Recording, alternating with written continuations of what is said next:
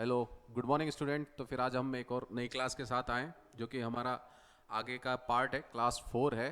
ठीक है, जहाँ तक हमने कल पढ़ा था तो एक बार उसको रिकॉल कर लेते हैं। कल हमने शासन की विभिन्न प्रणालियों के बारे में समझा था, जिसमें कि सबसे पहले हमने समझा था शासन सम्मत शासन समूह में कितने व्यक्तियों की संख्या के आधार पर है। तो उसमें हमने सबसे पहले राजतंत्र समझा था, धर्मतंत्र, गुटतंत्र। ठीक है ना। दूसरा हमने क्या समझा था, शासन सम्मत आधार पर, मतलब शासन की वैधता के स्रोत के आधार पर समझा था। उसमें राजतंत्र, लोकतंत्र भी था। ठीक है ना, धर्मतंत्र, ये सब हमने चीज़ें समझी थी। फिर तीसरा क्या हमने समझा था, संविधान सम्मत के आधार पर। उसमें हमने दो चीज़ें समझी थी, संविधानवाद और गैर संविधानवाद। ठीक है, संविधानवाद क्या होता है ये भी अच्छे से समझ लिया था, गैर संविधानवाद क्या होता है। फिर व्यवहारिक तौर पर शासन की प्रणालियों के बारे में हमने समझा था, जिसमें कि भीड़ तंत्र क्या होता है, याद है कुछ कि भूल गए हो? भीड़ तंत्र, ठीक है ना। भीड़ तंत्र क्या होता है, भीड़ तंत्र। फिर औसत तंत्र, ठीक है ना, योग्यता तंत्र, वृद्ध तंत्र। ठीक है, ये सब चीजें हमने कहीं ना कहीं कल पढ़ ली थी। आज हम उससे आगे ही पढ़ते हैं, जो कि हमने सेकंड प्रणाली क्या अपनाई थी, केंद्र राज्य के संबंध के आधार पर, जिसमें कि परिसंगात्मक संघात्मक प्रणालियों को हमने अपनाया था। ठीक है ना, परिसंगात्मक परिसंगात्मक संघात्मक और एकात्मक। ठीक है ना, ये हमने कल समझ लिया था। परिसंगात्मक क्या होता है, इसका एग्जाम्पल हमने यूएसएसआर लिया था। संघात्मक क्या लिया था, इसका एग्जाम्पल हमने यूएसए लिया था। एकात्मक का एग्जाम्पल क्या था, ब्रिटेन। ठीक है ना, इंग्लैंड। ये सब हमने चीजें कल समझ ली थी, तो एक बार रिवीजन कर लेते, इसके आगे हम बढ़ते हैं। ठीक है ना, इसके आगे हम समझे जो हमने कल समझा था, केंद्र और राज्य के संबंध के आधार पर शासन की प्रणाली, उसका हम सेकंड आगे बढ़ते हैं। ठीक है ना, सेकंड क्या होगा, विधायिका और कार्यपालिका के संबंध के आधार पर। विधायिका, वहीं से आगे तो दूसरा पॉइंट लिख लेना, विधायिका, विधायिका और विधायिका और कार्यपालिका, विधायिका और कार्यपालिका के संबंध के आधार पर, संबंध के आधार पर, विधायिका और कार्यपालिका के संबंध के आधार पर। देखो, इसमें हम समझते हैं, इसमें जैसे कि हम अगर लिखेंगे, ठीक है ना, तो एक होता है क्या, संसदीय प्रणाली, संसदीय प्रणाली। ठीक है, संसदीय प्रणाली।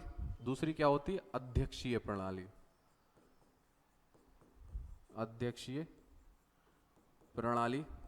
ठीक है ना, इसको क्या बोलते हैं, पार्लियामेंट्री सिस्टम, उसको क्या बोलते हैं, अध्यक्षीय प्रणाली। ठीक है ना, विधायक और कार्यपालिका के संबंध पर। तो सबसे पहले हम समझते हैं किसको, संसदीय प्रणाली को। तो देखो, संसदीय प्रणाली को समझेंगे, जो कि हमने कहां से, ब्रिटेन से अपनाई है। तो संसदीय प्रणाली में अगर कोई पहली बात समझनी है हमें, तो संसदीय प्रणाली में हम समझेंगे कि संसदीय प्रणाली में क्या होता है कि देखो, जो कार्यपालिका है ना, कार्यपालिका कहां से, विधायिका से ही निकलती है। कार्यपालिका का सृजन, कार्यपालिका का सृजन सृजन विधायिका, विधायिका से ही होता है। ठीक है ना, होता है। ठीक है ना। अब इसका अगर देखो, ब्रिटेन भी एग्जाम्पल है, भारत भी। भारत में देखना, जो राजनीतिक कार्यपालिका कहां, विधायिका से, संसद से ही निकलती है। ठीक है ना, तो जो राजनीतिक कार्यपालिका विधायिका से ही निकलती है। अगर हम अध्यक्षीय में देखेंगे, तो अध्यक्षीय में क्या होता है ना, उसमें ऐसा कोई मेथड नहीं होता कि विधायिका से ही कार्यपालिका निकलती है। ठीक है ना, इसमें क्या होता है कि कार्यपालिका, कार्यपालिका और विधायिका, विधायिका। ठीक है ना, इसमें न्यायपालिका भी लिख लो, न्यायपालिका, अलग अलग संस्था होती हैं, अलग अलग संस्था होती हैं, अलग अलग संस्था होती हैं। ठीक है ना, क्योंकि देखो, इसमें न्यायपालिका भी अलग है क्योंकि अगर आप संसदीय प्रणाली को देखोगे जो कि ब्रिटेन से हमने अपनाई, तो ब्रिटेन में क्या था, एक समय तक न्यायपालिका भी विधायक का ही हिस्सा होती थी, जिसे उसे लॉर्ड ऑफ हाउस बोलते थे, ठीक है, लॉर्ड सभा। उसमें से ही जो 15 मेंबर होते थे उनको क्या, वो चीफ जस्टिस ही रहते थे वहां के, ठीक है ना, वहीं से निकलते थे। तो ये पहला पॉइंट। अगर दूसरी बात हम समझना चाहें,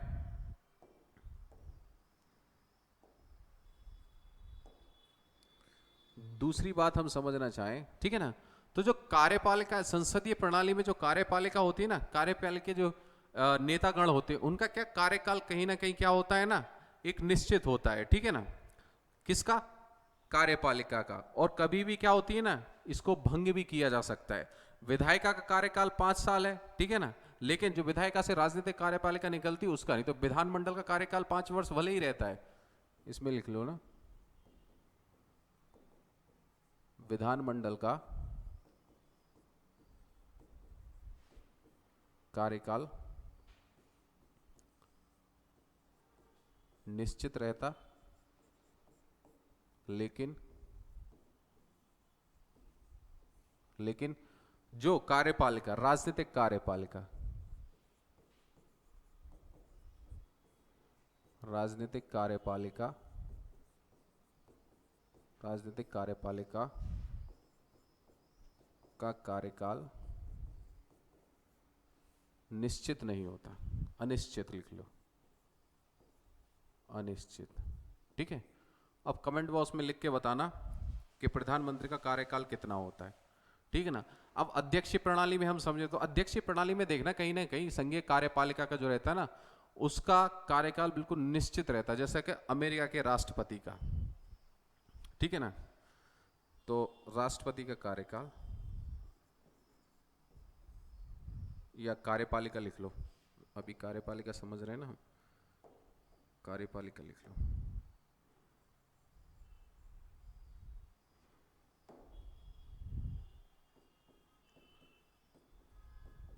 कार्यपालिका का कार्यकाल निश्चित, ठीक है ना, ये दूसरी चीज है। अब इसके आगे हम बढ़े, ठीक है ना। अगर हम तीसरा डिफरेंसेस देखें किसमें, संसदीय में और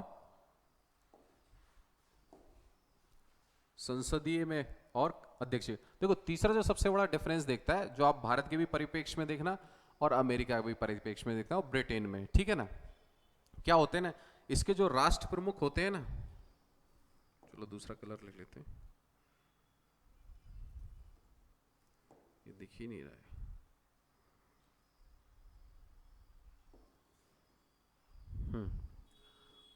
जो राष्ट्र प्रमुख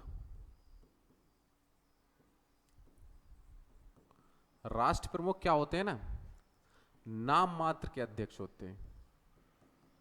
राष्ट्र प्रमुख नाम मात्र का होता है, जैसे एग्जाम्पल में लिख लो, जैसे भारत का राष्ट्रपति, और ब्रिटेन का राजा लिख लो, ब्रिटिश क्राउन,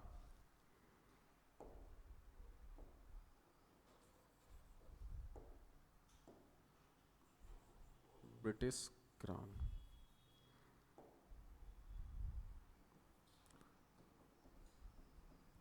ब्रिटिश राजा, ये ठीक है ना। अब अध्यक्ष में देखोगे, अध्यक्ष में क्या होता है, देखो जो राष्ट्र का प्रमुख होता है ना, वही प्रमुख होता है, उसके पास शक्तियां ज्यादा होती। यहाँ राष्ट्रपति के पास इतनी शक्तियां नहीं होती, सारी शक्तियां किसके पास होती, प्रधानमंत्री की परिषद, ठीक है ना। तो इसमें क्या होता है ना, नाम मात्र का होता है। अध्यक्षीय प्रणाली में ऐसा कोई प्रावधान नहीं होता है। अध्यक्षीय प्रणाली में ऐसा कोई प्रावधान नहीं होता, ऐसा कोई प्रावधान नहीं होता, नहीं होता। अर्थात क्या हो जाएगा, अर्थात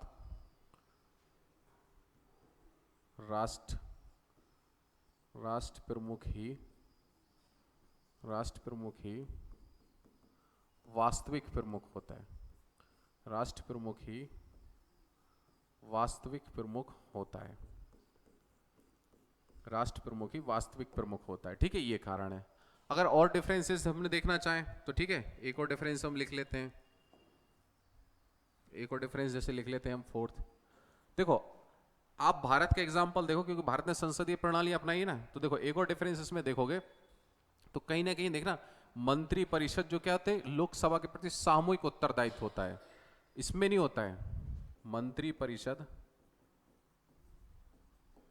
परिषद का सामूहिक उत्तरदायित्व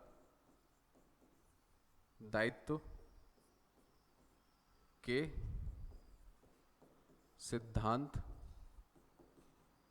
के अनुसार कार्य करते हैं, के अनुसार कार्य करते हैं, ठीक है ना।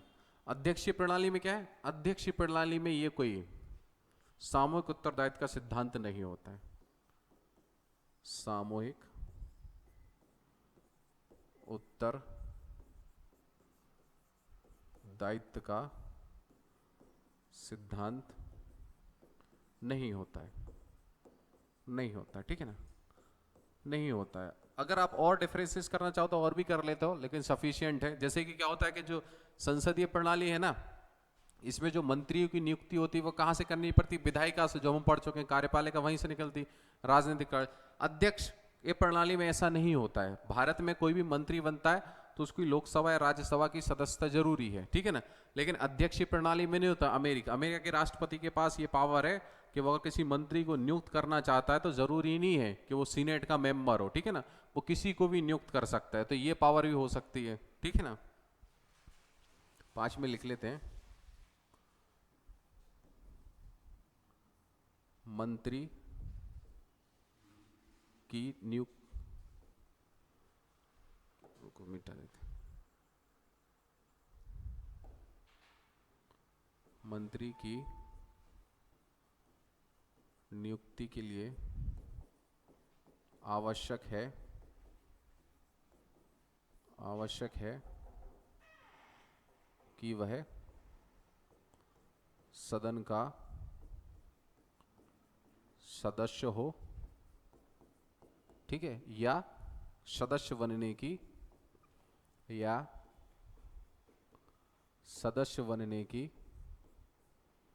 की योग्यता रखता हो, सदस्य बनने की योग्यता रखता हो, ठीक है ना ये। लेकिन इसमें कोई प्रावधान नहीं है, ठीक है ना, अध्यक्षीय प्रणाली में ऐसा कोई प्रावधान नहीं है, किसी को भी मंत्री बनाया जा सकता है। अध्यक्षीय प्रणाली में ऐसा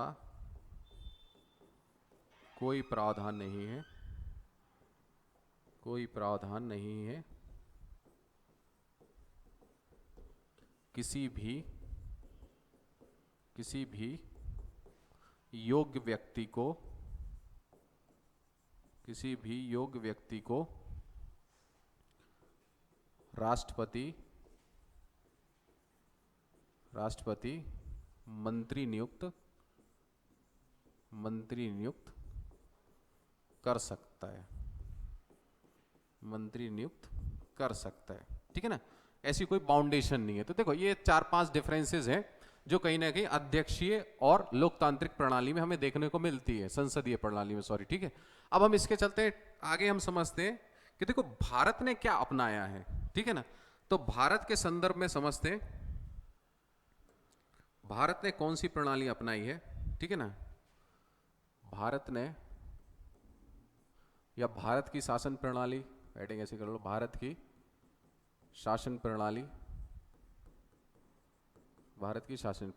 तो देखो भारत के सामने दोनों ही स्थितियां थी, क्योंकि जब संविधान बन रहा था तो संविधान में डिबेट भी हुई थी, ठीक है ना, ये मिट गया। भारत की शासन प्रणाली, ठीक है ना, भारत की शासन प्रणाली।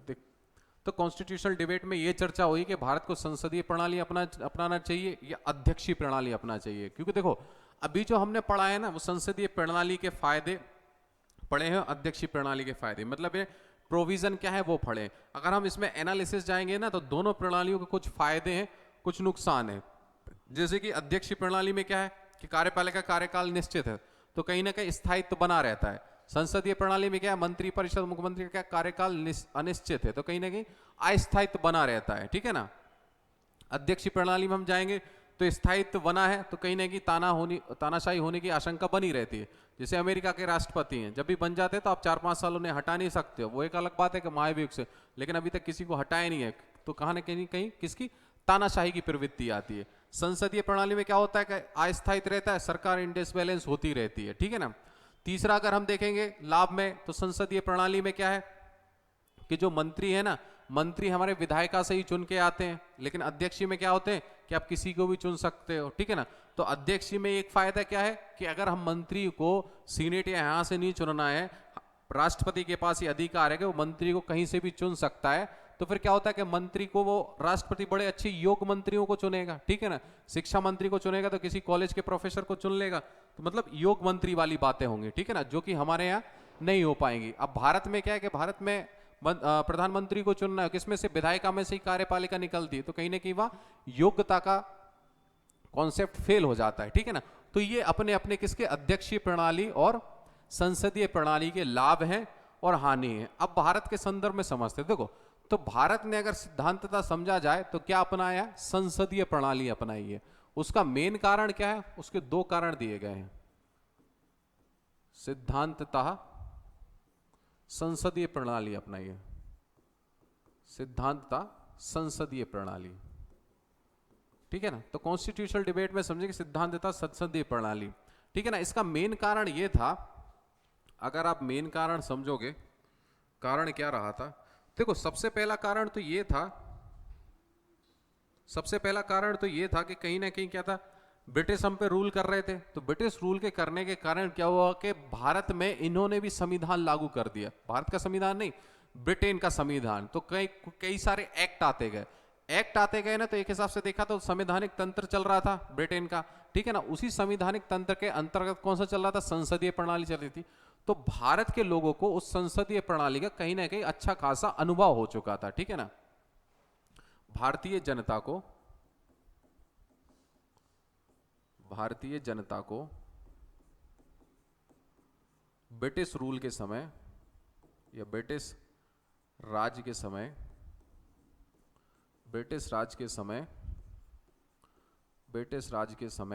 किसका, संसदीय प्रणाली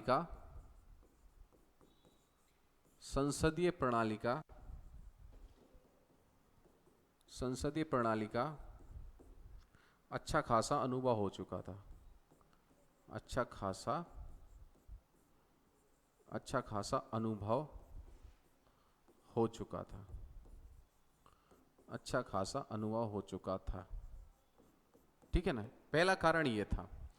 दूसरा कारण अपनाने का ये था कि समाज क्या है ना, समाज में हमारे भारतीय समाज में धार्मिक विविधता पाई जाती है, क्षेत्रीय विविधता पाई जाती है, सांस्कृतिक विविधता पाई जाती है, मतलब डाइवर्सिटी इन इंडिया, बहुत सारी विविधताएं पाई जाती है, चाहे वो भाषाई आधार पर हो, चाहे वो धार्मिक आधार पर हो, चाहे वो क्षेत्रीय आधार पर हो, चाहे वो निर्जातीय आधार पर हो, ठीक है ना। अब अध्यक्षीय प्रणाली में आप ये सोचो कि कहीं ना कहीं जो राष्ट्र का अध्यक्ष है ना वो चुन के किससे जा रहा है, लोगों के बीच चुन के जा रहा है, ठीक है ना। इधर क्या हो रहा है, संसदीय प्रणाली में संसद लोग चुन रहे हैं, फिर वो अपने नेता को सुनते हैं। तो कहीं ना कहीं संसदीय प्रणाली में एक फायदा होता है जो अध्यक्षीय प्रणाली में नहीं होता है। वो फायदा ये होता है कि समाज के हर वर्ग को अपना अपना एक प्रतिनिधित्व मिलता है, क्योंकि समाज के सभी लोगों से प्रतिनिधि चुन के जाएंगे, फिर वो प्रतिनिधि अपने एक मुखिया को चुनेंगे, ठीक है ना। तो समाज के हर वर्ग को, तो इसमें क्या हो, चाहे वो माइनॉरिटी हो, अल्पसंख्यक हो, ठीक है ना, चाहे वो मेजॉरिटी हो, सबको अपने अपने अधिकार और अपना अपना प्रतिनिधि मिलने पड़ता है, ठीक है ना। तो भारतीय समाज में विविधता है वो कहीं ना कहीं अध्यक्षीय प्रणाली में दिक्कत आ जाती है, क्योंकि उसमें बहुत सारी जटिलताएं हैं, ठीक है ना। तो इस वजह से संसदीय प्रणाली को अपनाए, क्योंकि संसदीय प्रणाली अपनाने से क्या है, सभी को अपना प्रतिनिधित्व बड़े आराम से मिलेगा, ठीक है ना। तो दूसरा कारण यह था, भारतीय विविधता,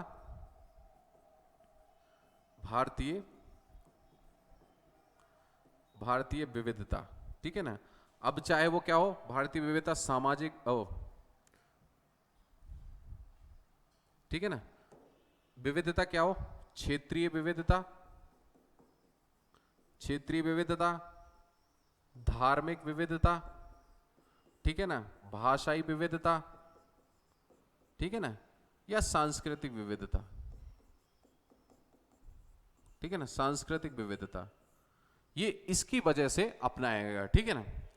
लेकिन देखो, अगर आप भारतीय शासन प्रणाली को अच्छे से समझते हो और अगर 50 के बाद अगर आप इसका थोड़ा एनालिसिस करोगे कि संसदीय प्रणाली कितनी सफल रही, कितनी सफल नहीं रही, तो देखना, अगर हम समझे इसको, आजादी के बाद या आजाद भारत में, ऐसे लिख लेते हैं, आजाद भारत में क्या संसदीय प्रणाली, क्या संसदीय प्रणाली, या कितनी हद तक लिख लेते हैं, आजाद भारत में किस हद तक लिख लेते हैं, चलो वो अच्छा सवाल होगा, किस हद तक लिख लेते हैं, क्या नहीं, किस हद तक, या किस सीमा लिख लो, हद अच्छा नहीं लग रहा हो, वो सीमा, ये वो लिमिट वाला, वो वाली सीमा नहीं, ठीक है ना, किस सीमा तक, ठीक है ना, आजाद भारत में किस सीमा तक संसदीय प्रणाली, संसदीय प्रणाली सफल रही, ठीक है ना, सफल। क्योंकि देखो, ये सवाल इसलिए कि कुछ आलोचकों का मानना है कि भारत ने संसदीय प्रणाली अपनाई थी, भारत को संसदीय प्रणाली नहीं अपनानी थी, क्योंकि देखो कॉन्स्टिट्यूशन डिबेट हुई थी, उनके तर्क अच्छे थे, लेकिन क्या हुआ, 50 के बाद धीरे धीरे समय बीतता गया, सरकार बनी, नेहरू गवर्नमेंट बनी, ठीक है ना, 64, 62, 70, 75 तक आते आते, अगर आपको याद हो तो 75 जब तक इमरजेंसी के बाद, तो 77 तक कहीं ना कहीं पूरे भारत में, ठीक है ना, चाहे वो राज्यों के चुनाव हो, चाहे वो सेंटर का चुनाव हो, लोकसभा विधानसभा के, एक ही पार्टी का रूल हो रहा था, ठीक है ना, एक ही पार्टी का। फिर धीरे धीरे केंद्र में सरकार बदलने लगी, क्योंकि रीजनल पार्टियां भी उभर के आने लगी 77 के बाद, ठीक है, मोरारजी देसाई, ठीक है, चौधरी चरण सिंह, इस टाइप के लोग, ठीक, विद जेपी मूवमेंट वगैरह, इन सब चीजों की वजह से क्या हो रहा था कि राजनीतिक पार्टियां जो सेंटर की थी ना, कांग्रेस मुख्यतः वही थी, कम्युनिस्ट पार्टी भी थी, लेकिन उनको कमी वोट मिलते थे, ठीक है ना, रीजनल पार्टी उभर कर आने लगी। अब रीजनल पार्टी जब उभर कर आने लगी, तो जो संसदीय मॉडल है ना, ये कहीं ना कहीं डगमगाने लगा। डगमगाने इसलिए लगा क्योंकि जब रीजनल पार्टी उभर कर आई, रीजनल पार्टी के उभरने से क्या हुआ कि सेंटर में जो एक पार्टी का सिस्टम चल रहा था, वो धीरे धीरे कोएलिशन, गठबंधन में आ गया। अब गठबंधन के आने के समय में क्या हुआ था, जो हमने इसमें पढ़ा था, किसके, संसदीय प्रणाली में, कि इसका सबसे जो बैकड्रॉ है वो ये है कि इसका स्थायित्व नहीं है, क्योंकि कार्यकाल फिक्स नहीं है, तो सरकारें बनती हैं, बिगड़ती हैं। तो अगर आपको पता हो, ठीक है ना, 1989 से 89 से समथिंग 98 तक समझोगे, तो इन 10 सालों में कम से कम 5 से 6 पीएम बदल चुके थे, पीएम बदल चुके थे, क्योंकि क्योंकि केंद्र सरकार या केंद्र में, या केंद्रीय सरकार का लिख लो, का अस्थायित्व हो गया था, अस्थिरता आ गई थी, अस्थिरता का होना, ठीक है ना, अस्थिर का होना, ये दिक्कत आने लगी थी, ठीक है ना, क्योंकि कोएलिशन की गवर्नमेंट बनी तो कोई एक साल चलती ही नहीं थी। जैसे अगर आपको पीएम वगैरह के नाम याद हो 1989 से, जैसे बीपी सिंह, विश्वनाथ प्रताप सिंह, अब आप लोग कमेंट बॉक्स में बताना इनके कार्यकाल, ठीक है ना, मैं सबके नाम लिख रहा हूं, कितने समय तक कार्यकाल रखे, ये कमेंट बॉक्स में बताना। ये 89 से शुरू हो रहे हैं, किसका कितना कार्यकाल है और कौन सी पार्टी से संबंधित थी, ये आप लोग बताना, ठीक है ना। पहला जैसे लिख रहा हूं मैं, बीपी सिंह, विश्वनाथ प्रताप, ठीक है ना, बीपी सिंह, बीपी सिंह के बाद कौन से बने, चंद्रशेखर, चंद्रशेखर, चंद्रशेखर के बाद फिर बने फिर पीवी नरसिम्हा राव, पामोलपति वेंकटपति नरसिम्हा राव, पीवी नरसिम्हा राव,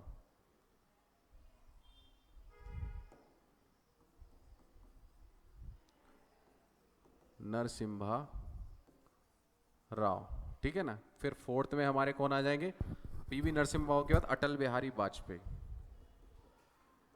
कुछ समय के लिए ये भी बने थे, अटल बिहारी वाजपेयी, ठीक है ना। फिर फिफ्थ पे आ जाएंगे हमारे अटल बिहारी वाजपेयी के बाद H D Deve Gowda, H D Dev, H D Deve Gowda, H D Deve Gowda. फिर आई के गुजराल साहब, जो गुजराल सिद्धांत इन्होंने दिया था ना, आई के गुजराल, ठीक है ना। फिर 7th पे अटल बिहारी वाजपेयी, अटल बिहारी वाजपेयी, ठीक है ना। देख रहे हो ये कहां से शुरू हो रहा है, 1989 से, ठीक है ना। कहां तक, 1980, ओ क्या कहते हैं 1998 तक। तो आप लोगों को ये बताना है कि किसका कार्यकाल कितना रहा, ठीक है ना। क्योंकि देखो ये जब आहिस्ता आ गई ना, तो कहीं ना कहीं ये चर्चा चलने लगी थी भारतीय राजनीति में, जो भी बड़े बड़े पॉलिटिकल साइंटिस्ट थे, कि भारत को क्या होना चाहिए, अध्यक्षीय प्रणाली अपनाना चाहिए, संसदीय प्रणाली नहीं अपनाना चाहिए। क्योंकि संसदीय प्रणाली क्या हो रही थी, धीरे धीरे विफल होती जा रही थी। क्योंकि अध्यक्षीय प्रणाली में क्या होता है कि एक बार कार्यकाल फिक्स रहता है, सरकार 5 साल चलेगी चलेगी। तो देखो इनकी वजह से अब मुश्किल से 10 साल का टर्म है, 10 साल में आपके 6 पीएम बदल चुके हैं।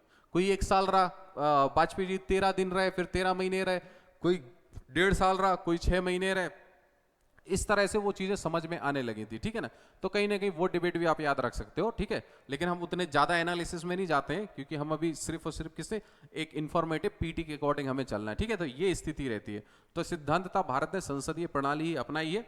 चर्चा ऐसी हो रही थी, लेकिन धीरे धीरे वो चर्चा ठंडे वस्ते में चली गई, क्योंकि फिर यहाँ से कहीं ना कहीं अटल बिहारी वाजपेयी से गवर्नमेंट थोड़ी स्टेबल हो गई है, और अभी भी स्टेबल गवर्नमेंट चली रही है, ठीक है ना।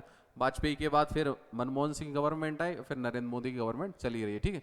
ये हो गया। अब इसके बाद जो हमें समझना है, अब हम अगले टॉपिक पर आते हैं। अगले टॉपिक पर क्या आते हैं, जो हमने कल बताया था, ठीक है ना। कि अब हम क्या समझते हैं, लोकतंत्र, डेमोक्रेसी, वो क्या होता है, लोकतंत्र, लोकतंत्र, डेमोक्रेसी, ठीक है ना। लोकतंत्र डेमोक्रेसी क्या होता है, तो देखो ये जो डेमोक्रेसी वर्ड है ना, ये डेमोक्रेशिया से बना हुआ है, डेमोक्रेशिया से वर्ड बना हुआ है, डेमोक्रेशिया। अब डेमोक्रेशिया में 2 वर्ड हैं, डेमो और क्रेशिया। ये दोनों शब्द हैं, ये ग्रीक वर्ड हैं, ठीक है ना। हिंदी में ग्रीक बोलते थे और रोमन भी बोल सकते हैं, ठीक। ये क्या होता है, डेमोस, ये क्या बोलता है, क्रेटोस, ठीक है ना। इन दोनों से वर्ड से, डेमोस का मतलब क्या होता है, पीपल, और क्रेशिया का मतलब क्या होता है, रूल। हिंदी में क्या बोलेंगे, लोग, और इसको क्या बोलेंगे, शासन, ठीक है ना। तो डेमोक्रेशिया या डेमोक्रेसी का मतलब क्या हो जाएगा, लोगों को शासन। तो इसमें क्या हो जाएगा, शासन की वह प्रणाली जिसमें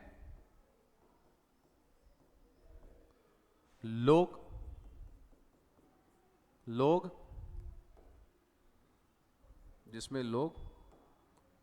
जिसमें लोग शासक को चुनते हैं, ठीक है ना, चुनते हैं। तो मतलब क्या हो जाएगा, लोगों का शासन, ठीक है ना। डेमोक्रेशिया का मतलब क्या हो जाएगा, लोगों का शासन, सीधा सीधा अर्थ है, लोगों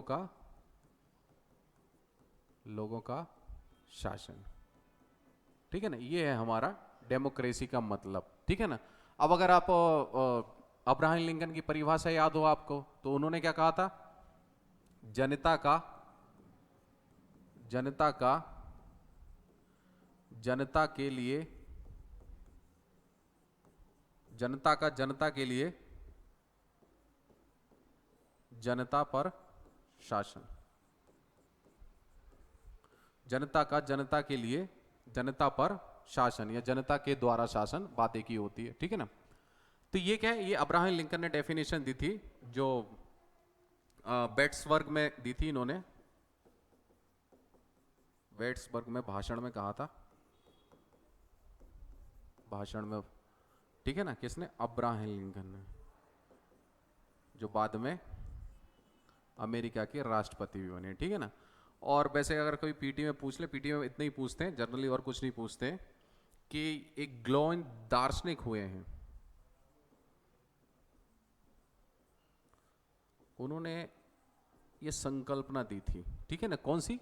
डेमोक्रेसी वाली, जनता का जनता के लिए जनता के द्वारा शासन, ये है डेमोक्रेसी। डेमोक्रेसी का मतलब यही होता है, ठीक है ना, जो शासक की वह प्रणाली जिसमें लोग शासक को चुनते हैं, ये, ठीक है ना।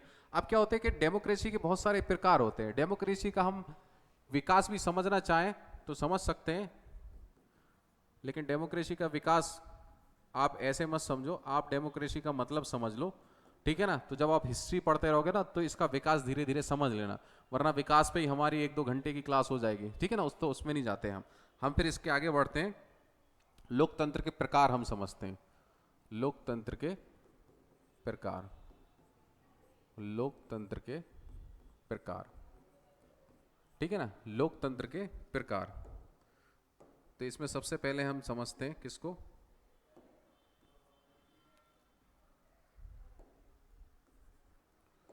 इसमें सबसे पहले हम समझते हैं क्या आएगा, देखो, शासक और जनता के संपर्क के आधार पर, शासक और जनता के शब्दों पे ध्यान रखना, शासक और जनता के संपर्क के आधार पर, ठीक है ना। इसमें क्या आ जाएंगे? इसमें आ जाएंगे हमारे दो, कौन कौन से? प्रत्यक्ष लोकतंत्र, ठीक है ना, प्रत्यक्ष लोकतंत्र और अप्रत्यक्ष लोकतंत्र, डायरेक्ट डेमोक्रेसी और इनडायरेक्ट डेमोक्रेसी, ठीक है ना, प्रत्यक्ष लोकतंत्र और अप्रत्यक्ष लोकतंत्र। दूसरा अगर हम इसमें पार्ट डिवाइड करना चाहेंगे, ठीक है ना, तो दूसरा क्या होगा? विचारधारा के आधार पर, विचारधारा के आधार पर, विचारधारा के आधार पर लोकतंत्र। तो इसमें भी हम दो हिस्सों को समझ लेंगे। इसमें दो हिस्से कौन कौन से आ जाएंगे? आपने सुना होगा, एक कौन होते हैं? उदारवादी लोकतंत्र, लिबरल डेमोक्रेसी, उदारवादी लोकतंत्र, लिबरल डेमोक्रेसी, ठीक है ना। उदारवादी, फिर क्या? समाजवादी लोकतंत्र, समाजवादी लोकतंत्र, ठीक है ना, जिसे बोलते हैं सोशल डेमोक्रेसी। फिर एक और हिस्सा हम बना लेते हैं, ठीक है ना। तो पहला क्या था? शासन और जनता के संपर्क के आधार पर। दूसरा क्या था? विचारधारा के आधार पर। तीसरा हम इसमें बना लेंगे कौन सा? दल के आधार पर, दलों की संख्या, दलों की संख्या के आधार पर, ठीक ना। इसमें भी 2-3 हिस्से देख लेंगे। एक दलीय शासन देख लेंगे, एक दलीय लोकतंत्र, एक दलीय लोकतंत्र, ठीक है ना, दो दलीय लोकतंत्र, ठीक है ना, और तीसरा क्या हो जाएगा? बहुदलीय लोकतंत्र। बहुदलीय, वो बहु वाली नहीं, मल्टीपल वाली, घर की बहू नहीं, मल्टीपल वाली, ठीक है ना। तो बहुदलीय लोकतंत्र, ठीक है ना। तो ये है लोकतंत्र के प्रकार। क्या है? पहला क्या है? शासक और जनता के संपर्क के आधार पर प्रत्यक्ष लोकतंत्र, अप्रत्यक्ष लोकतंत्र। दूसरा विचारधारा के आधार पर उदारवादी लोकतंत्र, समाजवादी लोकतंत्र। तीसरा क्या है?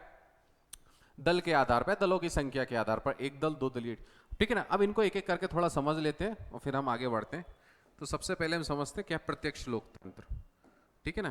प्रत्यक्ष लोकतंत्र, प्रत्यक्ष लोकतंत्र, ठीक है। तो देखो, प्रत्यक्ष लोकतंत्र को समझोगे, प्रत्यक्ष लोकतंत्र का मतलब यह है कि जिसमें जनता स्वयं शासन करती है, ठीक है ना। मतलब आपस में कुछ लोग मिलके बैठ जाते हैं और फिर आपस में शासन करते हैं, ठीक है ना। मतलब जनता सीधे तौर पर, जनता सीधे तौर पर शासन में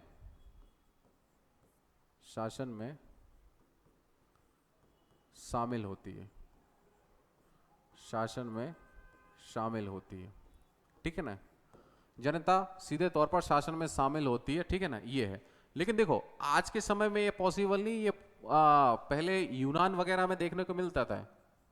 यूनान के जो नगर राज्य होते थे, यूनान नगर राज्य, वहां पे ये देखने को मिलता था। ठीक है ना, कि वहां पे क्या रहते थे, वहां पे देखो जो दास थे ना उनको अधिकार तो थे नहीं, जो सोसाइटी थी ना, सोसाइटी के जो उच्च लोग थे वो आपस में मिलकर साल में 2 बार बैठक करते थे और शासन की संबंधित सारी बातें चर्चाएं करते थे। तो एक बार प्लानिंग बताते थे आगे क्या करना है और डिस्कस करते थे, पीछे जो जो किया है वो अच्छे से सफल रहा नहीं रहा, वैसी चर्चा हो रही थी, ठीक है ना। लेकिन वर्तमान समय में देखो तो वर्तमान समय में ये पॉसिबल नहीं है, क्योंकि देखो उस समय एक छोटे से क्षेत्र में हो रहा है, वर्तमान समय में इतना बड़ा देश है, समाज है, ठीक है, जनसंख्या है, ज्यादा लोग हैं, समाज में विविधता है, तो कहीं ना कहीं क्या होगा कि जनता सीधे तौर पर शासन में शामिल नहीं हो सकती है, ठीक है ना। तो फिर दूसरा क्या आ रहा है, अप्रत्यक्ष लोकतंत्र, जो वर्तमान समय में, तो हेडिंग डालते अप्रत्यक्ष लोकतंत्र,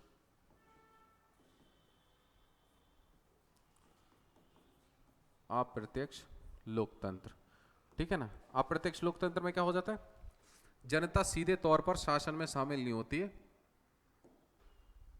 जनता जनता सीधे तौर पर शासन में शामिल ना होकर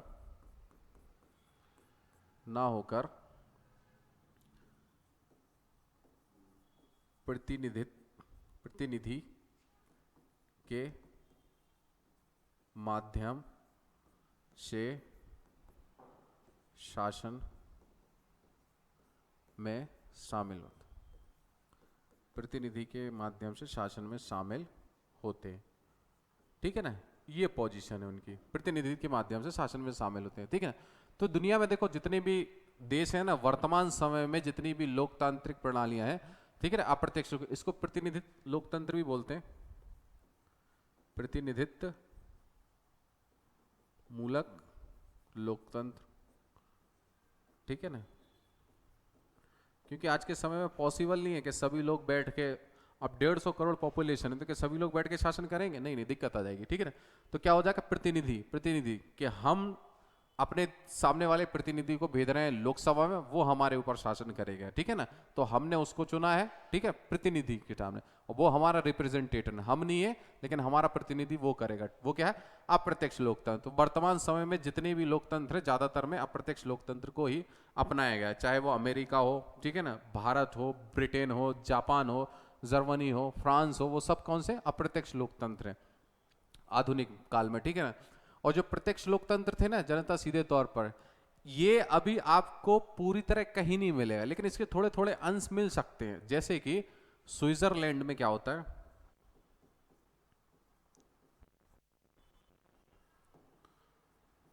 स्विट्जरलैंड में क्या होता है ना, स्विट्जरलैंड में देखना दो चीजें चलती हैं, एक इनिशिएटिव जिसको पहल बोलते हैं, पहल, पहल में क्या होता है कि वहां के लोग, ठीक है ना, किसी कानून को बनाने के लिए एक पहल करते हैं, 50,000 से 1 लाख लोग कहेंगे कि भाई हमारे समाज के लिए इस कानून का निर्माण होना चाहिए और हम पहल कर रहे हैं, आप करो। अपने यहाँ क्या होता है कि संसद कानून बनाती है और जनता पे थोप देती है, अब जनता को अच्छा लगे बुरा लगे एक अलग मैटर है, ठीक है ना।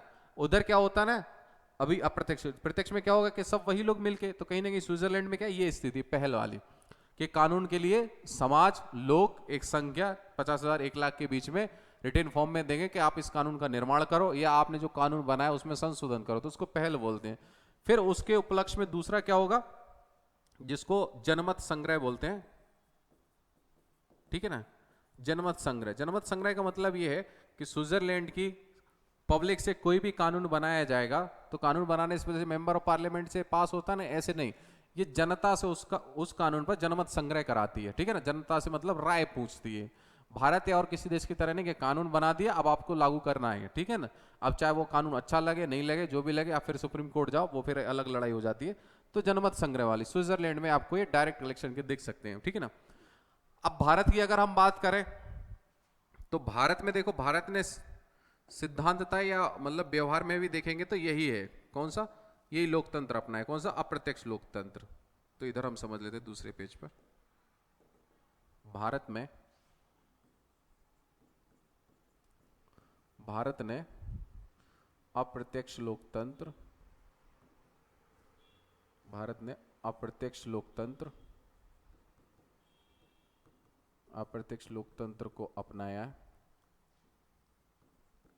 अप्रत्यक्ष लोकतंत्र को अपनाया, ठीक है ना, अप्रत्यक्ष लोकतंत्र को अपनाया जिसको कि प्रतिनिधित्व लोकतंत्र बोलते हैं, भारत ने अपनाया। तो जो अभी हमने समझा है, ठीक है ना, कि स्विट्जरलैंड जैसी पहल हुई है, ऐसी भारत में अगर आप इस चीज को समझोगे तो भारत में हमेशा देखना चुनाव सुधार को लेके या चुनाव प्रणालियों को सुधार के लेके चर्चा चलती रहती है, ठीक है ना। तो आपने जो अन्ना हजारे का मूवमेंट देखा हो, ठीक है ना, क्योंकि जो डायरेक्ट इलेक्शन है ना उसमें दो तीन चीजें और मांग की जाती है, ठीक है ना, उन वर्ड को यहां में लिख देता हूं। जैसे होता है राइट टू रिकॉल,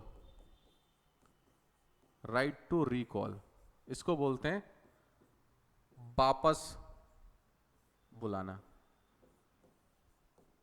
वापस बुलाना या वापस बुलाने, ठीक है ना। एक और वर्ड आपने सुना होगा right to reject, right to reject खारिज करना,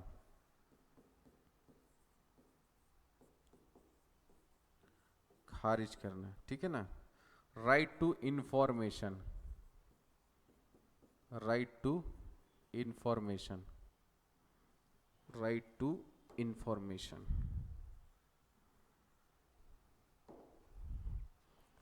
राइट टू इंफॉर्मेशन, ठीक है ना। इसको क्या बोलते हैं, सूचना का अधिकार, सूचना का अधिकार, ठीक है ना। तो देखो चुनाव प्रणालियों में धीरे धीरे सुधार होते हैं, तो कई देशों में जैसे स्विट्जरलैंड में भी ये चीजें हैं, फ्रांस में राइट टू रिकॉल वापस बुलाने और राइट टू रिजेक्ट खारिज। वापस बुलाने का मतलब ये होता है कि जैसे हम अपने विधायक या पंचायत या प्रधान किसी को भी चुनते हैं, ठीक है ना, तो उसको वापस बुला सकते हैं। जैसे 5 साल का एक कार्यकाल है, ठीक है ना, 5 साल के कार्यकाल में अगर वो हमारी नीतियों के अनुसार काम नहीं कर सकता, क्योंकि देखो क्या है, लोकतंत्र है, राजतंत्र, और अगर राजतंत्र लोकतंत्र में आप बेसिक डिफरेंस समझोगे, बहुत सारे फर्कों के अलावा लोकतंत्र और राजतंत्र में, तो सबसे बड़ा फर्क पता है क्या आएगा, कि राजतंत्र में क्या होता है, यथा राजा तथा प्रजा, ठीक है ना, यथा राजा तथा प्रजा, ठीक है ना।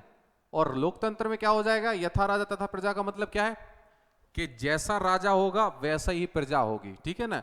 राजा अच्छा ईमानदार होगा तो प्रजा भी उसी फॉर्म में चलेगी, क्योंकि राजा जैसा रहेगा, क्योंकि राजा को ही फॉलो करेंगे, ठीक है ना। इसलिए जो राम राज्य की परिकल्पना की जाती है ना, वो यहीं से की जाती है, लेकिन वो लोकतंत्र देश में की जाती है, क्योंकि राम क्या थे, राम थे मर्यादा पुरुषोत्तम राम, उसी टाइप से। लोकतंत्र में क्या हो जाता है, इसका रिवर्स हो जाता है, क्या हो जाएगा, यथा प्रजा, ठीक है ना, तथा राजा, ये वाला उल्टा हो जाएगा, कि मतलब जैसी प्रजा होगी वैसे ही राजा होंगे। तो इसलिए देखो अगर आप किसी विधायक या सांसद से नाराज हो ना, तो उसको किसी और ने नहीं, आपने ही चुन के भेजा है, और उसकी जो आदतें हरकतें में झलक दिख रही होगी ना, वो आपकी भी दिख रही होगी, क्योंकि आप भाई उसी को चुनोगे जो आप जैसा हो।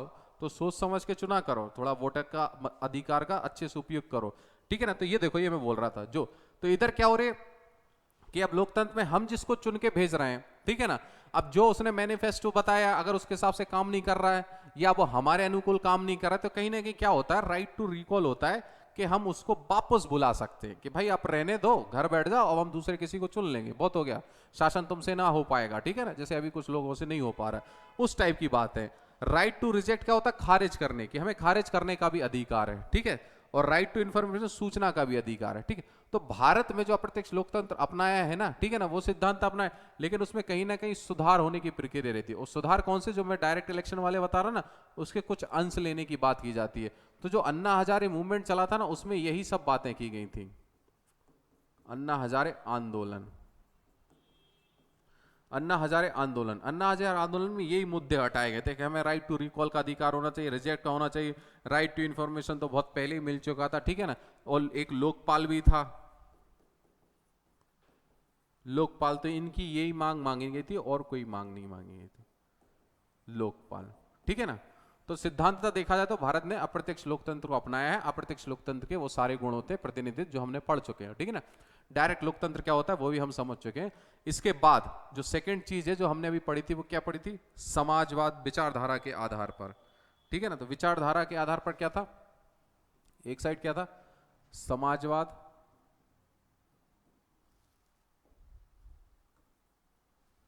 समाजवाद लोकतंत्र,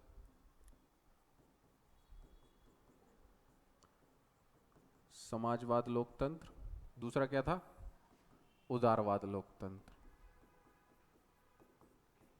उदारवाद लोकतंत्र। तो देखो, अगर आप सिर्फ और सिर्फ लोकतंत्र का विकास पढ़ोगे ना कभी, तो लोकतंत्र के विकास में पढ़ना कि जो लोकतंत्र की कहीं ना कहीं शुरुआत की थी वो उदारवादियों ने की थी। मतलब उदारवादी एक अलग विचारधारा, फिर उदारवादी के अंदर लोकतंत्र एक अलग विचारधारा, तो वो उदारवादियों ने शुरुआत की थी। क्योंकि उदारवादियों का मानना क्या रहता है?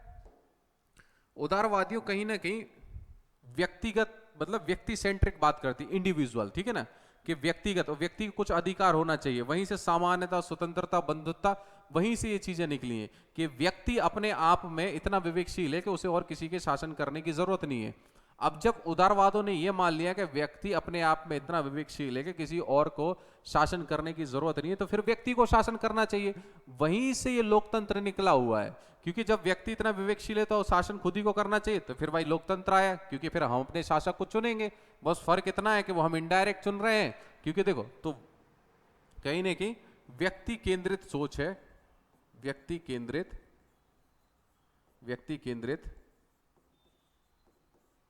विचारधारा है, जिसका मानना है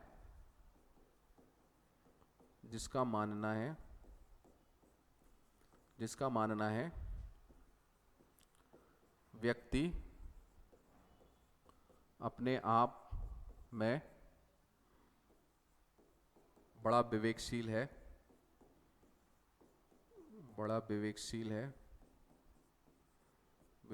है, उसे किसी और के शासन, ठीक है ना, शासन या प्रभाव में आने की जरूरत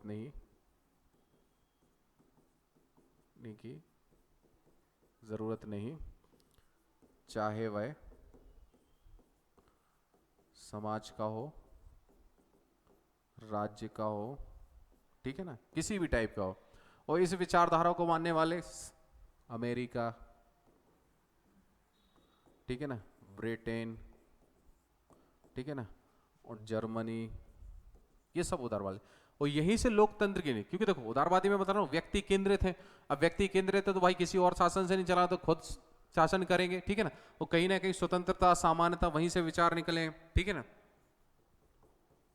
स्वतंत्रता, सामान्यता, ठीक है ना, बंधुत्वता, ठीक है ना। और भी इसके बहुत सारे पहलू होते हैं उदारवादी के। जैसे कि उदारवादियों का मानना है कि भाई सबको अधिकार होने चाहिए, जो वोट डालने का अधिकार है, हर वयस्क नागरिक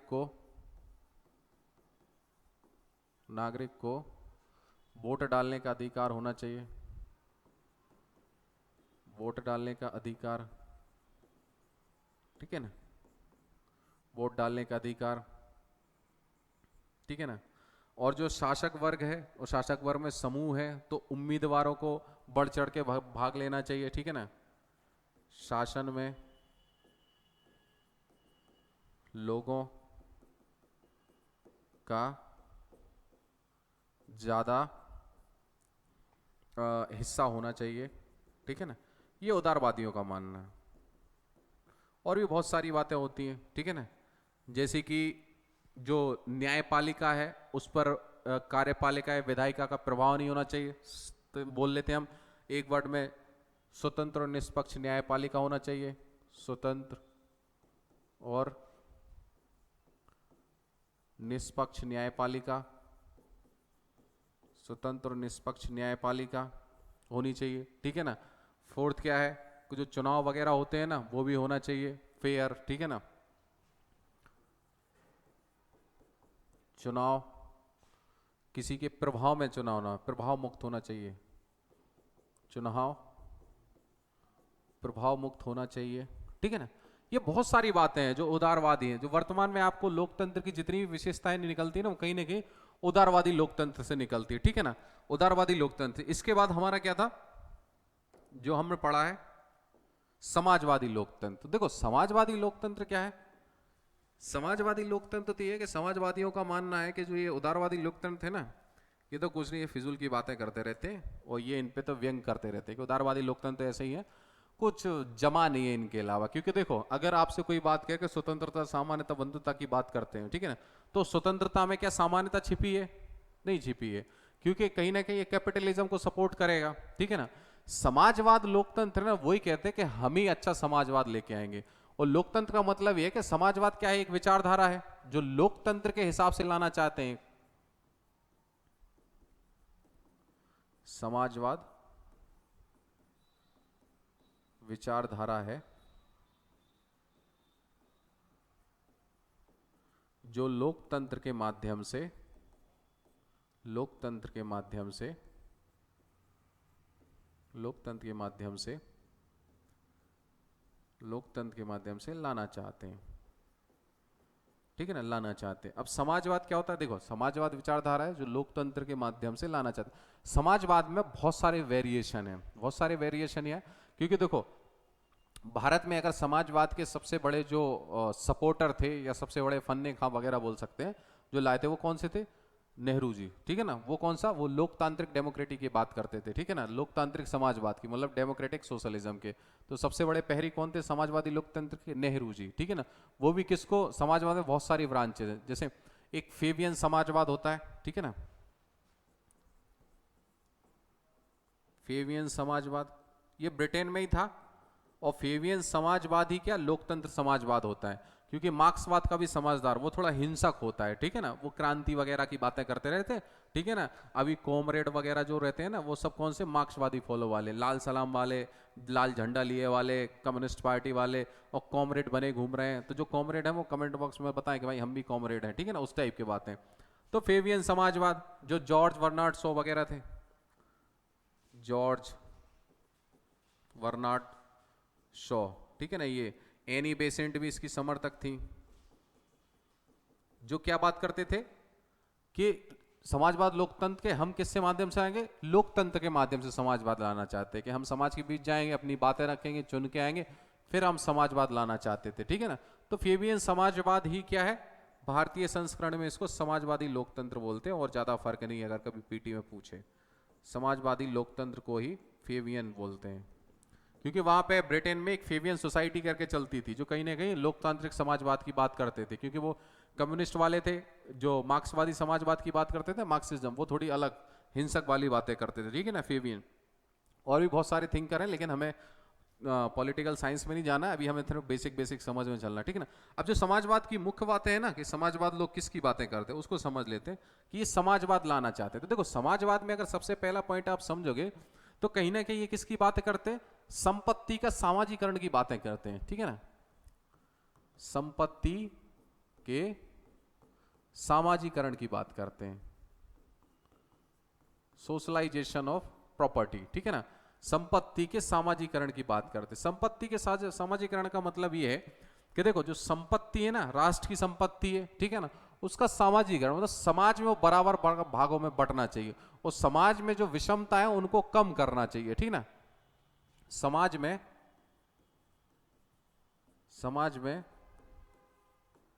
विषमताओं को कम करना,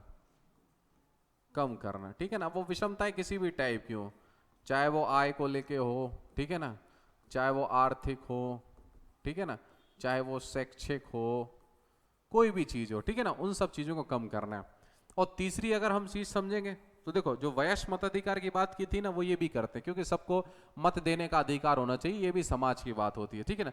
आर्थिक संसाधनों पर समाज का अधिकार होना चाहिए, आर्थिक संसाधनों पर समाज का अधिकार, ठीक है। जो जल जंगल जमीन की लड़ाई चलती है ना, वो इसी से निकली है, जल जंगल जमीन, ठीक है ना। लेकिन ये थोड़ा कौन सा अपनाते हैं? ये हिंसक अपनाते हैं, वो रास्ता नहीं, समाजवाद लाना है, ठीक है ना। तो चौथा पॉइंट अगर हम इसमें समझेंगे, ठीक है ना, तो देखो, जो समाज के जो वंचित वर्ग है ना, उसको क्या मुख्य धारा में जोड़ना, ठीक है ना। समाज के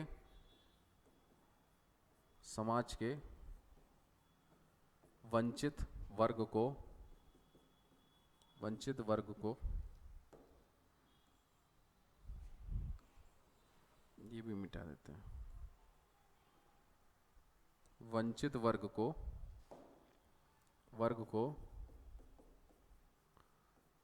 वंचित वर्ग को मुख्य धारा में जोड़ना, मुख्य धारा में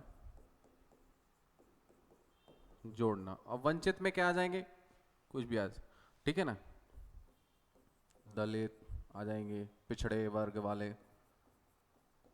पिछड़े वर्ग, ठीक है ना, दलित आ गए, इसमें एसटी एससी भी लिख लो, ठीक है ना, अल्पसंख्यक भी लिख लो,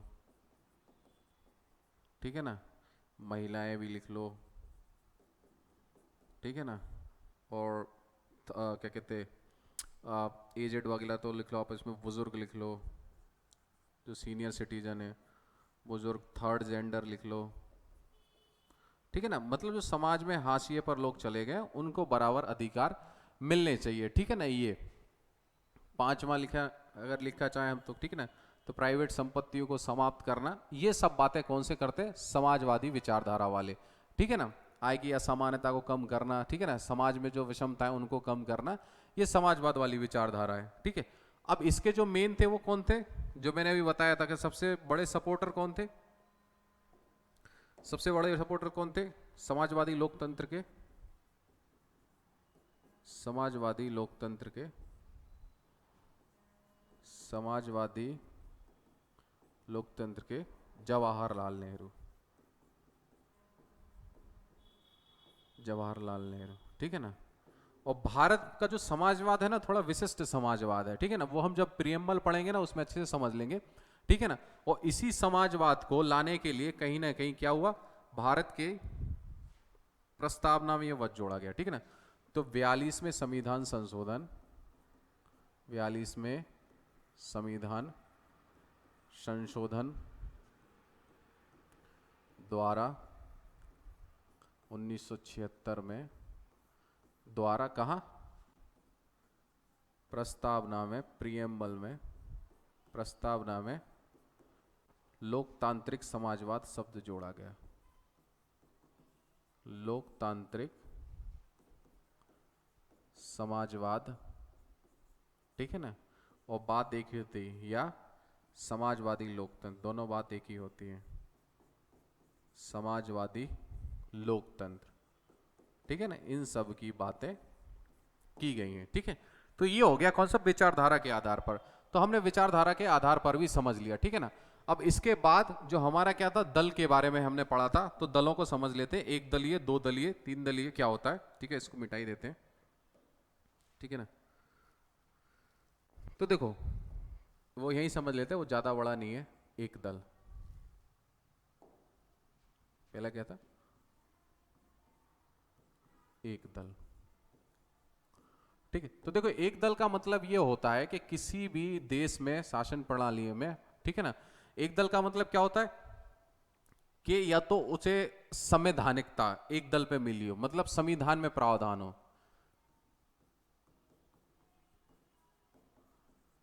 संवैधानिकता या सिद्धांतता, सिद्धांतता एक दल का प्रावधान हो, ठीक है ना। एक दल का प्रावधान हो मतलब ये है कि संविधान में लिख दिया गया है कि एक ही पार्टी है जो इलेक्शन लड़ेगी, दूसरी कोई पार्टी लड़ेगी नहीं है, दूसरी कोई पार्टी आएंगी तो वो उस पार्टी के अंतर्गत आती जाएंगी, ठीक है ना। जैसे कि इसमें अगर आप कम्युनिस्ट पार्टी वगैरह को देखो, जैसे यूएसएसआर में कम्युनिस्ट पार्टी थी, अभी चाइना में जो कम्युनिस्ट पार्टी है वो यही है, ठीक है ना। तो उन्हें संविधान में ही वैसी बातें की गई कि एक दल ही है जो communist China, people's of China party है, ठीक है ना, वो क्या कर सकती, वही इलेक्शन लड़ सकते, दूसरा कोई नहीं लड़ सकता। दूसरा अगर इसकी व्यवहारिक स्थिति समझोगे, व्यवहारिक स्थिति,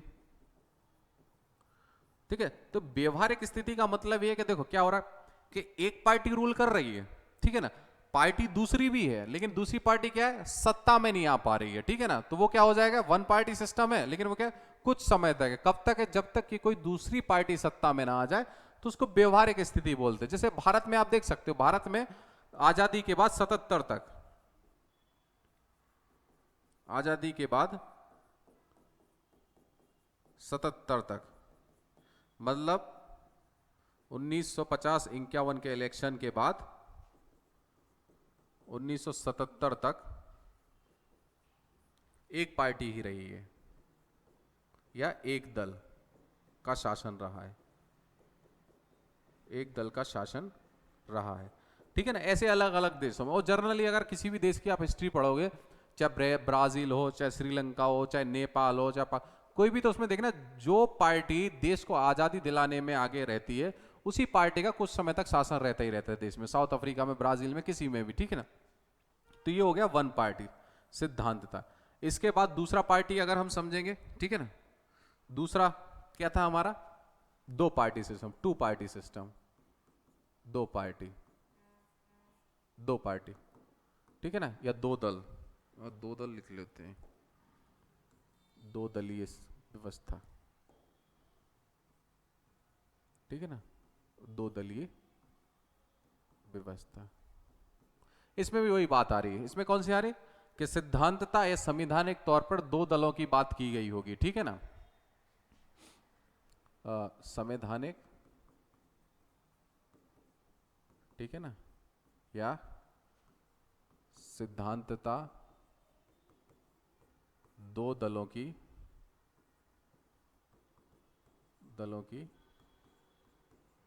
बात की गई, ठीक है ना।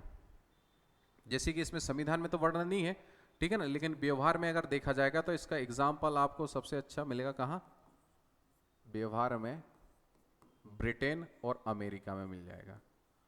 ब्रिटेन में देखना दो ही पार्टी हमेशा सत्ता में आती है, कौन सी, एक कंजर्वेटिव पार्टी होती है, एक लेबर पार्टी होती है, ठीक है ना। तो एक लेबर पार्टी और कंजर्वेटिव पार्टी, ठीक है ना, ये होती। ये आपको अमेरिका में भी देखने को मिल जाएगा, वहां पे भी टू पार्टी सिस्टम ही चलता है अमेरिका में, और पार्टियां रहती हैं, ठीक है ना, व्यवहार में दो ही पार्टी आती हैं, ठीक है ना, two party system. Two party system में अमेरिका में कौन सी मिल जाएंगी आपको, एक तो मिल जाएगी आपको क्या, रिपब्लिकन पार्टी,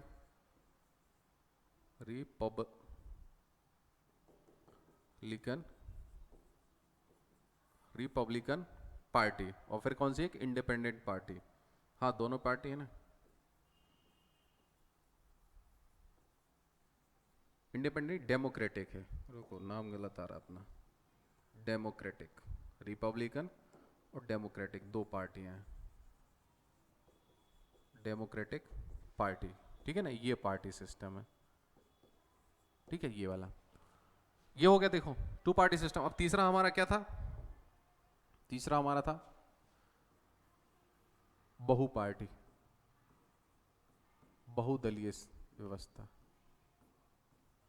बहुदलीय व्यवस्था। तो बहुदलीय व्यवस्था में क्या है कि दो से ज्यादा पार्टियां आ गई हैं, ठीक है ना, ये अपने को भारत में मिलेगा, भारत में बहुत सारी पार्टियां हैं, ठीक है ना। तो इसका एग्जांपल भारत में बहुदलीय पार्टियां, बहुत सारी पार्टियां हैं, ठीक है। तो बहुदलीय में क्या हो जाएगा, जो एक दो से ज्यादा पार्टियां हो, ठीक है ना, कुछ रीजनल पार्टियां, कुछ नेशनल पार्टियां हैं, वो सब, ठीक है ना। तो आप लोगों से सवाल है कि भारत की नेशनल पार्टियों के नाम आप कमेंट बॉक्स में लिखिए, राष्ट्रीय पार्टियों का दर्जा किन किन को प्राप्त है और वर्तमान में किस किस को मिला हुआ है, ठीक है ना, ये वो वाली स्थिति है। अब देखो भारत में अगर हम एनालिसिस करें किसका, तीनों का, तो भारत में आपको तीनों अंश मिल जाएंगे, ठीक है ना। भारत में दलीय व्यवस्था, ठीक है ना। तो देखो संविधान में कोई ऐसी बात नहीं लिखी गई है, क्यों नहीं लिखी गई, कारण वही है कि भारत में विविधता बहुत ज्यादा है, सामाजिक विविधता, आर्थिक विविधता, ठीक है ना, राजनीतिक विविधता और सांस्कृतिक विविधता, क्षेत्रीय विविधता।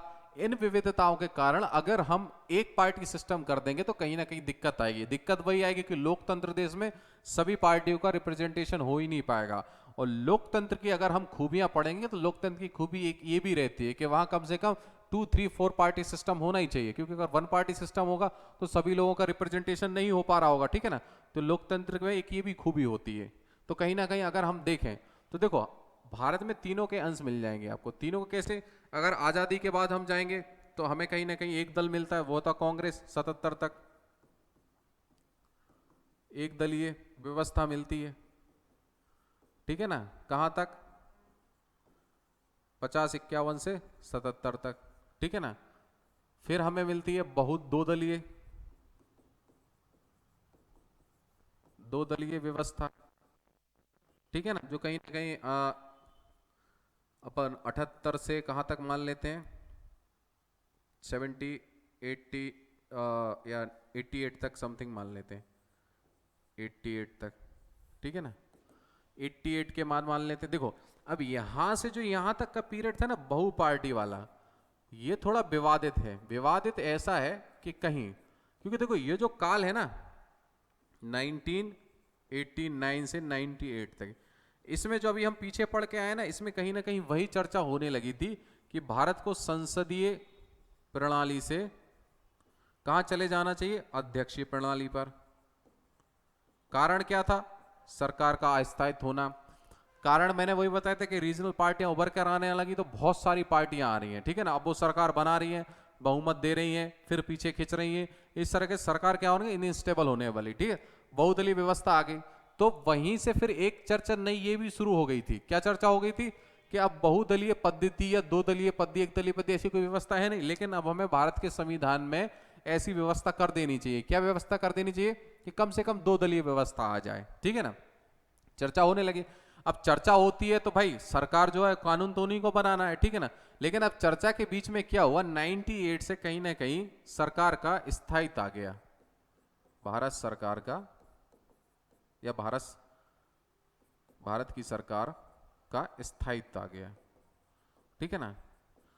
स्थायित्व इस वजह से आया क्योंकि देखो जो बहुत सारी पार्टियां थी ना, ये बहुत सारी पार्टियां जो आपस में लड़ रही थी, झगड़ रही थी, सरकार बना रही थी, गिरा रही थी, इन्होंने क्या कर लिया, इन्होंने कहीं ना कहीं दो दलीय व्यवस्था की ओर झुकाव कर लिया। अब दो दलीय व्यवस्था की ओर कैसे झुकाव करने, इन्होंने अलायंस बना लिए, गठबंधन बना लिए, ठीक है ना।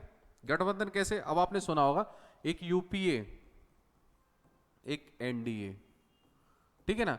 तो इन दोनों के बीच में ही सारी पार्टियां आ गई छोटी मोटी, ठीक है, चाहे वो क्षेत्रीय पार्टियां हो, ठीक है ना, चाहे वो राष्ट्रीय पार्टियां हो, मतलब भारत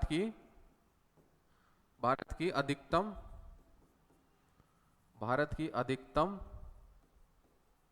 राजनीतिक पार्टियां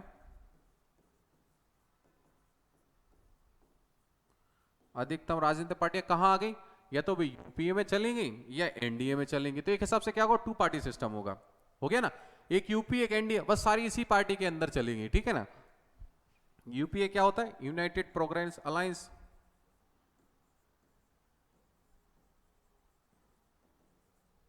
यूनाइटेड प्रोग्रेस अलायंस, ठीक है ना। और ये क्या था, national democratic alliance, national democratic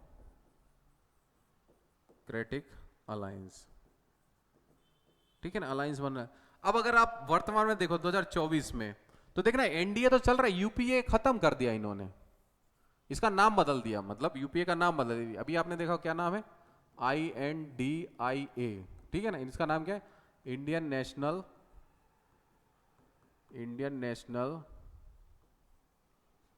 development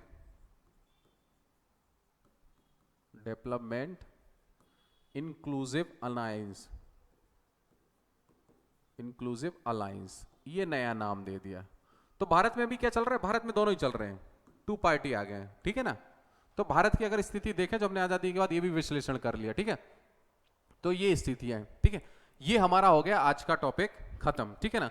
अब कल से हम संविधान शुरू करेंगे, तो संविधान की डेफिनेशन समझेंगे, संविधान क्या होता है, राज्य व्यवस्था, दोनों में डिफरेंस करना सीखेंगे, हमें संविधान कैसे पढ़ना है वो हम चर्चा करेंगे, ठीक है ना। और दोनों के कॉम्बिनेशन के साथ हम फिर आगे बढ़ेंगे, और फिर कहीं ना कहीं हम अपना कॉन्स्टिट्यूशन डेवलपमेंट पढ़ते पढ़ते धीरे धीरे कहाँ, संविधान सभा तक, और हम वही अपने टॉपिक पर आ जाएंगे जो एमपीपीएससी का हमारा सिलेबस, ठीक है ना। तो ये हमारी अभी तक की बेसिक फाउंडेशन, ये चीजें पता होंगी तो हम आगे से संविधान को अच्छे से पढ़ने और समझने में काम कर पाएंगे, ठीक है। तो कल फिर हम मिलते हैं एक नई क्लास के साथ।